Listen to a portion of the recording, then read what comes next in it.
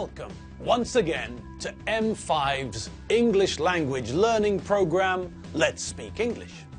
I'm Gav Duncan and I'm here on your TV screen to help you learn English.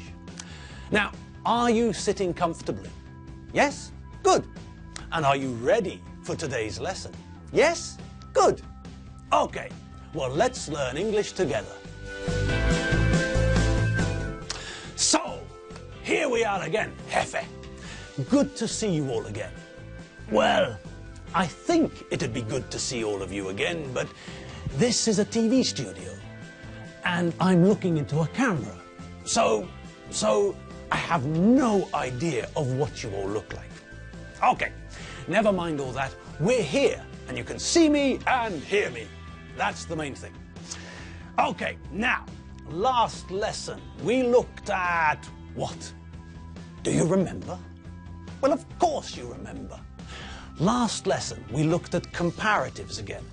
Last lesson, we refreshed our knowledge of comparatives. And more importantly, we learned how important it is to complete our sentences when we're using comparatives, didn't we? Okay, so we know how important it is to always tell people what we're comparing something to. Now, there's another part of comparisons that I quickly want us to have a look at. Do you remember the different ways we can make comparisons in English? Yes, one way is to use the comparative form of an adjective, adding ER or R or IER to the base form of short adjectives and putting more in front of longer adjectives. We saw another way too, didn't we? We saw that we can use the as form, can't we? Well, that's what I want us to have another look at today. Do you remember how we used the as form? Well, it's not hard. It's not difficult. In fact, it's the opposite. It's easy. Yes, that's right, boys and girls. This is easy. This is simple. This is comparatives without the comparative form. Okay, I know that you remember, but I want to make sure that we've all got it down, secured in our heads. So, let's have another look at making comparisons with as. Are you up for it? Of course, naturally you're up for it. Okay, well, let's start by looking at the positive form. So, if we're using the positive form, we're not actually talking about things being different, are we? Normally, when we compare things, we concentrate on the differences between them. But when we compare things, we can also concentrate on the similarities we can find, not the differences. Now, when we use the positive form of as, we're actually talking about two or more things being the same, aren't we? We're not talking about the differences between things, but the opposite. We're talking about things that are similar or the same as each other. That's right. When we use as in the positive form, we're actually saying that two or more things are the same. If we take a martial arts giant like Michael Dudikoff, or Jean-Claude Van Damme, or Chuck Norris, or Master Ken, we can say that these guys are as hard as nails. Did you see what I did there? I said that four people were the same as something. So we don't have to only have two things. I can use as to talk about a larger number of things if I want. Okay, so we can see that we can use the positive version of as to say that these martial arts giants are very hard. They're as hard as nails. Maybe they're even as hard as diamonds. Maybe they're even harder. What's harder than a diamond? I have no idea. Okay, so we know that we can use the positive form of as to highlight the similarities between things. Good. Now, what about the negative form of as? Firstly, how do we make the negative form? Do you remember? What's the word we always see when we're talking about negatives? Correcto, mundo lindo. The word we always see is not. And how do we make the negative form of as? Simple. All we have to do is to add not to the front. As becomes not as. Easy. Okay, we know about the form. We know how to make the negative version. We just put not at the front. But when do we use the negative version? When do we use the negative form? Well, that's easy too. We use the negative form to say that things are not the same as something else. We use the negative form to say that things are different, to say the opposite of what we say when we use the positive version. So we can say that modular and tardi are not as hard as nails, for example.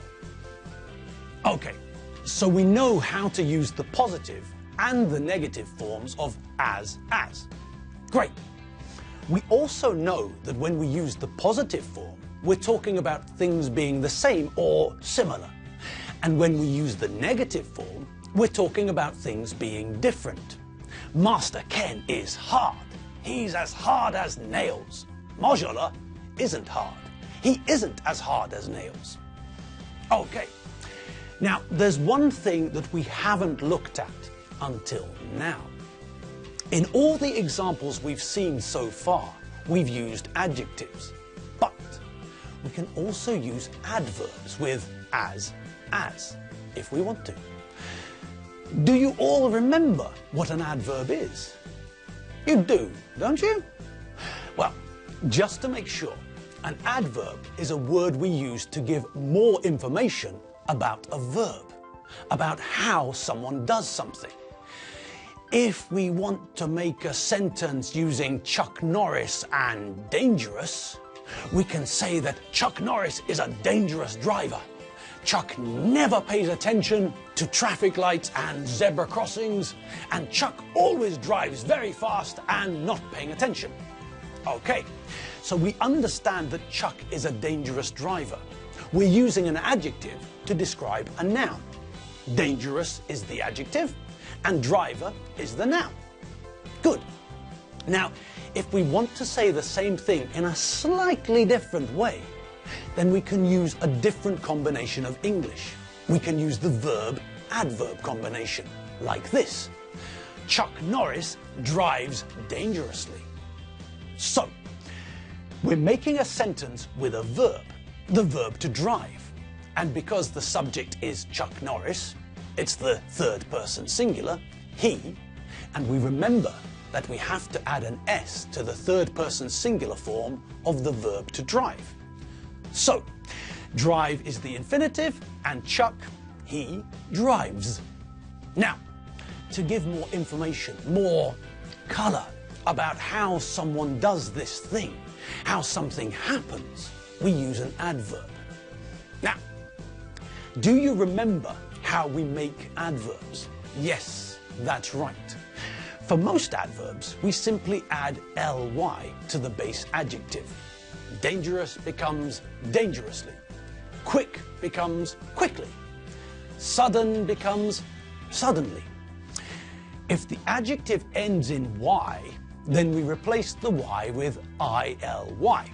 So easy becomes easily, and angry becomes angrily. Okay, so where were we? Yes. So we can use adverbs with the as form as well. All that we have to remember is that if we're using an adjective, then we're also using nouns.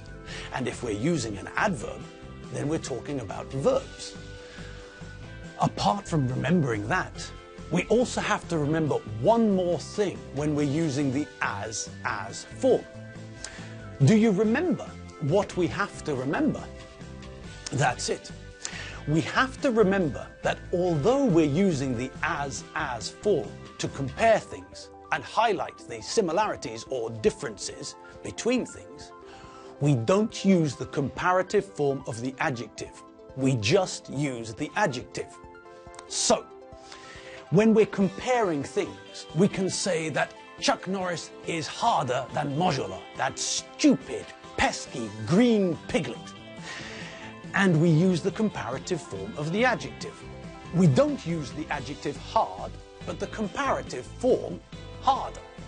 And we also make sure that we provide a complete sentence. We offer a comparative with than so that our brains are satisfied. But if we want to highlight the similarities or differences between Chuck Norris and Mojola using the as form, then we have to remember to only use the adjective form. So we say, for example, that Chuck Norris is not as green as Mojola, the stupid, pesky green piglet. Did you notice? Because we're using the as form, we use the adjective green, not the comparative form greener. Right then. Good, great, green, grass, grizzly bear.